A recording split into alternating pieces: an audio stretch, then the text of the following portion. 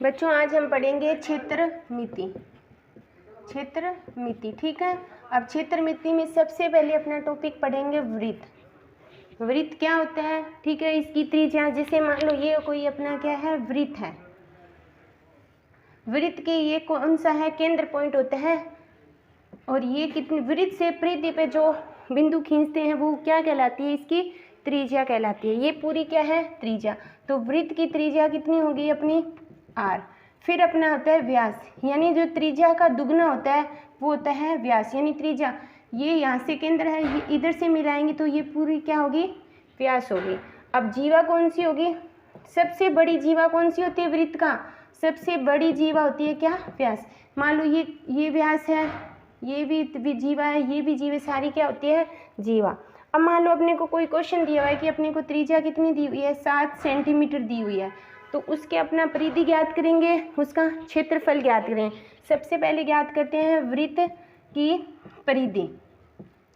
परिधि क्या होती है, जैसे मान लो यहाँ से पॉइंट तक कोई व्यक्ति यहाँ से चल के वापिस इसी दूरी पे आ गया तो वो क्या कहलाती है, उसकी परिधि या परिमाप कहलाती है। इसको अपने परिमाप भी बोल सकते हैं। क्या होता है वृत्त का, 2πr, ये फॉर्मूला होता है।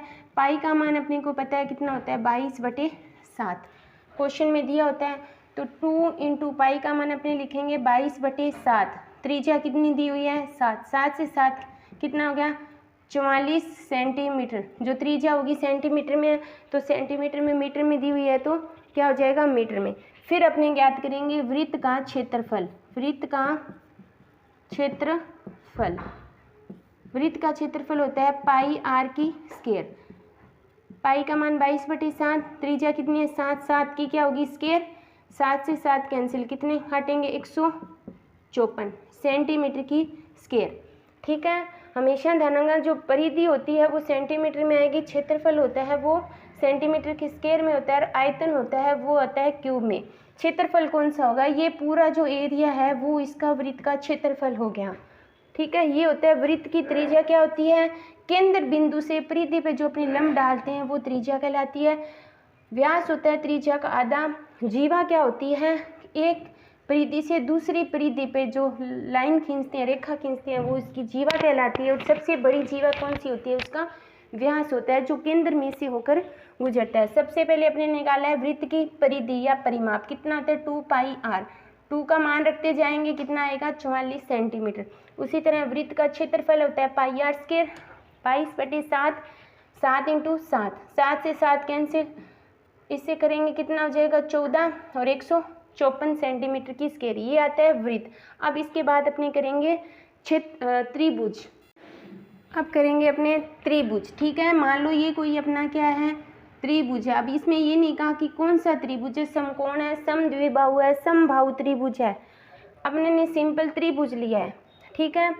अब क्वेश्चन में अगर ये त्रिभुज होता है, ये त्रिभुज, ये क्या होगी, ऊंचाई, ये होता है आधार, ठीक है। ये ऊंचाई होता है लंब। अगर यहाँ पे 90 डिग्री बन रहा है तो ये क्या हो जाएगा, कर्ण, जो समकोण त्रिभुज होगा। तो सबसे पहले अपने लेते हैं समकोण त्रिभुज, ठीक है। कौन सा त्रिभुज लेंगे, समकोण त्रिभुज।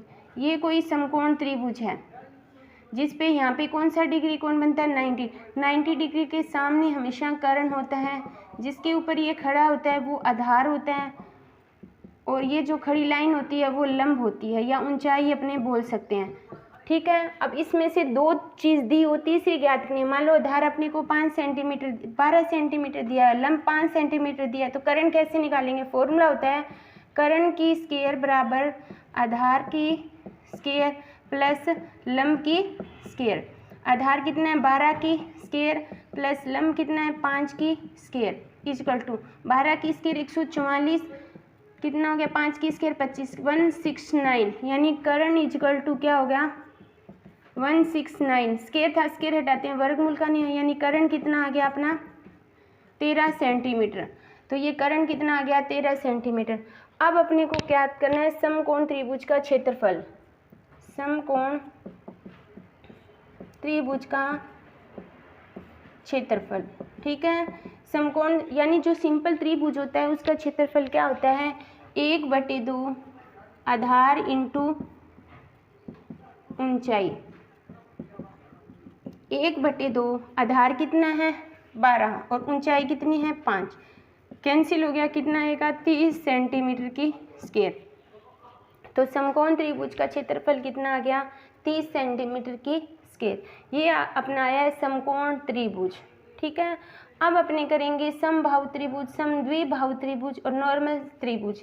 ठीक है, ये तो है अपना समकोण त्रिभुज का क्षेत्रफल निकालना। अगर क्वेश्चन में कहे कि इसका परिमाप ज्ञात करो, तो परिमाप क्या होता है, यहाँ से कोई व्यक्ति चला, यहाँ तक पहुँचने के बाद इधर गया, इधर से वापस आया, मतलब कितनी दूरी तय की, तो कितना आधार 12 है, कर्ण कितना है 13 और लंब कितना है 5, तो कितना हो गया 30 सेंटीमीटर, यानी इसका परिमाप भी कितना आ गया 30 सेंटीमीटर।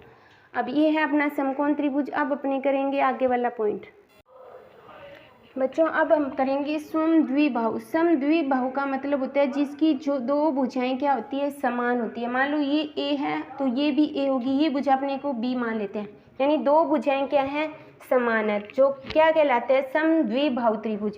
तो सबसे पहले अगर समद्विबाहु त्रिभुज का अपने परिमाप ज्ञात करें, तो परिमाप तीनों भुजाओं का योग होता है, कितना होगा a प्लस बी, यानी कितना आ गया 2a प्लस बी, ये हो गया परिमाप। फिर अपने ज्ञात करते हैं, मान लो इसकी अपने को ऊंचाई ज्ञात करनी है। ऊंचाई हमेशा सीधी लाइन होती है। अब देखो सीधी लाइन होती है, ये पूरी b है तो ये हाफ कितना हो जाएगा b/2, ये भी हो जाएगा अपना b/2। अपने को ऊंचाई ज्ञात करनी है। हमेशा ध्यान रखना जो ऊंचाई होती है वो 90 डिग्री का कोण बनाती है। तो ये 90 डिग्री, ये कर्ण हो गया, ये लंब हो गया और ये इतना क्या हो गया आधार हो गया।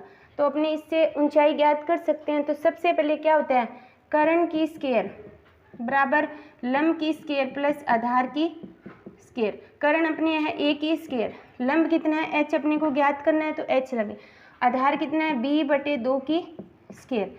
तो a की स्क्वायर बराबर h की स्क्वायर प्लस b की स्क्वायर b और कितना हो गया 4। अपने को ऊंचाई ज्ञात करनी है h की स्क्वायर, तो क्या हो जाएगा a की स्क्वायर माइनस b की स्क्वायर / 4। तो इसको कैसे लिख सकते हैं 4a की स्क्वायर b की स्क्वायर / 4। ठीक है, तो अगर ये स्क्वायर हटाएंगे तो b = यानी h = क्या हो जाएगा वर्गमूल 4a की स्क्वायर माइनस b की स्क्वायर / 4, 4 बाहर आ जाएगा तो √4a की स्क्वायर b की स्क्वायर / 2। ये क्या आ गई इसकी ऊंचाई आ गई 4a की स्क्वायर माइनस b की स्क्वायर / 2, ये होगी ऊंचाई। फिर अपने को ज्ञात करना है इसका क्षेत्रफल ज्ञात करना है। क्षेत्रफल ज्ञात करने के लिए क्या होता है समद्विबाहु त्रिभुज का क्षेत्रफल वही सेम 1/2 आधार इंटू ऊंचाई। 1/2 आधार कितना है, पूरा आधार कितना है b है, ऊंचाई अपने ने ज्ञात कर ली √4a की स्क्वायर माइनस b की स्क्वायर / 2। आगे हल होगा नहीं तो क्या हो जाएगा b √4a की स्क्वायर b की स्क्वायर / 4। ये इसकी क्या होगी त्रिभुज का क्षेत्रफल। यहाँ पे मैंने भुजा नहीं ली है, भुजा को a और b मान के किया है। एग्जाम में क्वेश्चन आएगा तो उसमें क्या आएगा कि भुजाएं दी होगी। पहले अपने बेसिक समझते हैं फिर अपने क्वेश्चन लेके इसको हल करेंगे। तो इसमें क्या हो गया ये आ गया समद्विबाहु त्रिभुज का क्षेत्रफल। अगर एक तो ये तरीका, एक होता है हीरोन का सूत्र, उससे भी करते हैं, तो वो अपने आगे वाले क्वेश्चन में करते हैं कि हीरोन के सूत्र से कैसे करेंगे। बच्चों अब से समद्विबाहु त्रिभुज का क्षेत्रफल अपने हीरोन से निकालेंगे। ये ए भुजा है और ये क्या है बी है। हीरोन के सूत्र से सबसे पहले अपने निकालते हैं अर्ध परिमाप एस। क्या होता है a प्लस बी प्लस सी, यानी तीनों भुजाएं योग / 2, यानी 2a प्लस बी / 2, ये आ गया एस। फिर आता है हीरोन का क्षेत्रफल। हीरोन का सूत्र क्या होता है, सूत्र होता है वर्गमूल s minus a, s minus b और s minus c। a b c का मतलब होता है तीनों भुजाएं। सबसे पहले अपने निकलते हैं s क्या होता है 2a plus b / 2। 2a plus b / 2 में से a भुजा जाएगी, a भुजा a है, इसी 2a प्लस b / 2 भुजा a है और तीसरी 2a प्लस b / 2 माइनस का है b है। अब इसको हल करेंगे, जो अपने ने क्षेत्रफल पीछे वाले क्वेश्चन में उस आंसर सेम आएगा। किसी भी फॉर्मूले से किसी भी त्रिभुज का क्षेत्रफल ज्ञात करेंगे, क्षेत्रफल हमेशा सेम आता है 2a प्लस b / 2। एलसीएम लेंगे तो क्या होगा 2a plus B minus 2a बटे 2। इसी तरह 2a plus B minus 2a बटे 2। इसी की तरह 2a plus B minus 2b बटे 2। इसमें जो कैंसिल है उसको अपने काट देते हैं। 2a प्लस बी बटे 2 इंटू ये कट गया तो क्या आ जाएगा b बटे 2। इसी तरह ये कट गया तो क्या आ जाएगा b बटे 2 इंटू क्या आएगा 2a माइनस बी बटे 2। यहाँ तक समझ आई। अब देखो इसको कैसे हल करेंगे। इसको हल करने का क्या तरीका, इन दोनों को गुना किया b की स्क्वायर। ये एक बार प्लस में है और एक बार माइनस में है। एक बार प्लस में एक बार माइनस में क्या होता है, ये एक बार प्लस में एक बार माइनस, 2a की स्क्वायर माइनस b की स्क्वायर, ठीक है। और बटे इनको गुना करेंगे कितना आ जाएगा 16। 16 का कितना बाहर निकला, 16 का कितना बाहर निकलता है 4 बाहर निकलता है, तो ये हो जाएगा 4। बी का कितना आएगा b, 2 की स्क्वायर होता है 4, a की स्क्वायर माइनस b की स्क्वायर। यही अपने ने जब 1/2 आधार इंटू ऊंचाई वाला फॉर्मूला लिया था उसी से भी अपना यही आंसर निकला था, ठीक है। तो ये अपना क्वेश्चन होगा समद्विबाहु त्रिभुज। बच्चों तीसरा आता है समबाहु त्रिभुज। समबाहु त्रिभुज, ठीक है। समद्विबाहु का मतलब होता है जिसकी सारी भुजाएं बराबर होती है और सारे कोण बराबर होते हैं, ठीक है। अब अगर सबसे पहले इसका परिमाप ज्ञात करें, परिमाप होता है तीनों भुजाओं का योग, तो कितना आएगा 3a आएगा, ठीक है। इसमें क्षेत्रफल ज्ञात करनी, ऊंचाई ज्ञात करने की जरूरत नहीं है। फिर आता है समबाहु त्रिभुज का क्षेत्रफल।